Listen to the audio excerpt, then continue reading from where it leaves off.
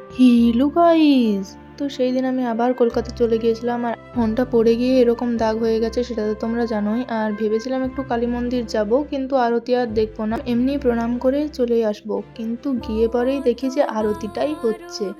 মানে মায়ের এমনই মহিমা যে আরতি ঠিক দেখিয়েই ছাড়লো। আর দেখতে পাচ্ছ কত ভিড় হয়েছে, আর এটা হচ্ছে অক্ষয় তৃতীয়ার আগের দিন। আর এত দারুণ লাগছিল আরতির সময় দেখতে। আর মন্দির সাজানোরও কাজ চলছিল, তো এইখানে প্রায় কমপ্লিটই হয়ে গিয়েছিল সাজানো, আর মহাদেবকে দারুণ লাগছিল দেখতে। সেই দিন আমরা গিয়ে পর দেখি দুজন অ্যাক্ট্রেসও গিয়েছে, তো এই দুজনের নাম যদি তোমরা জেনে থাকো সেটা কিন্তু অবশ্যই কমেন্টে জানিও। দেখি কতজন ঠিক বলতে পারো। তারপর মন্দির থেকে বেরিয়ে খেয়েছিলাম এই ফুচকাটা, আর মিয়ামোর থেকে নিয়েছিলাম এই ফিশ চপটা। আর সত্যি বলতে এই ফিশ চপটা খেতে কেমন একটা বাসি আর টক মতো লাগছিল। তারপর রাত্রেবেলা জোম্যাটো থেকে আমি অর্ডার করেছিলাম এই আমিনিয়ার মাটন বিরিয়ানিটা, যেটার কোয়ান্টিটি তো তোমরা দেখতেই পাচ্ছ।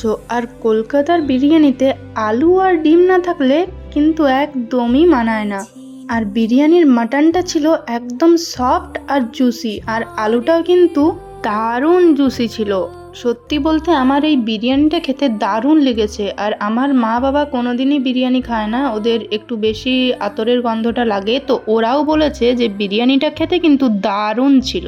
কলকাতা যাওয়ার ভিডিও আসছে পরের পার্টে।